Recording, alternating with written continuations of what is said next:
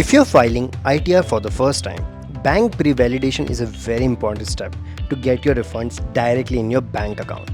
Even if you filed before, you can check and validate your bank account details with this process. Please make sure you have the following details ready with you to complete the process: mobile number, email ID, PAN card number, and bank account number and IFSC code. To start your bank pre-validation process, firstly click on the link shared with you, or you can also visit the income tax e-filing website. Now, kindly enter your PAN number in this box and click on continue. A PAN number is a 10-digit number that you can find easily on your PAN card. Now, make sure to tick this box. After this, click on the forgot password button. This step is required to reset and create a new password for you. Now, kindly enter your PAN number in this box and click on continue. Select the first option, OTP, on the mobile number registered with Aadhaar and click on continue. On the next screen, kindly select the second option, generate OTP, and click on continue.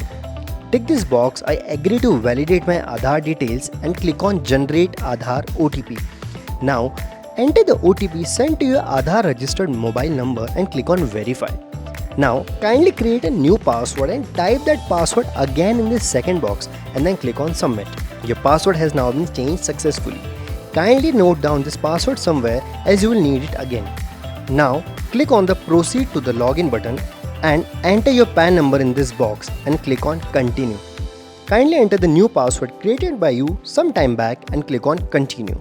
Now, click on this 3 dash and then go to my bank account section. Click on the add bank account button. This step is required so that IT department can send refunds to this bank account. Now kindly enter your bank account number in this first and the second box and choose your account type. For most of you, it will be a savings account. You can also choose current as well.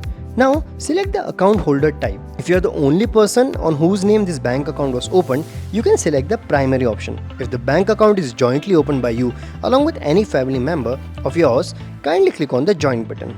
Now enter the IFSC code. This is a 10-digit code and you can find this code in your checkbook, passbook or net banking app easily. This is how a sample IFSC code looks like. Kindly check all your details carefully again and click on the validate button. Enter the OTP sent to your mobile number or email ID and then again click on validate. Your bank validation process is now complete. You have submitted the request for validating the bank account.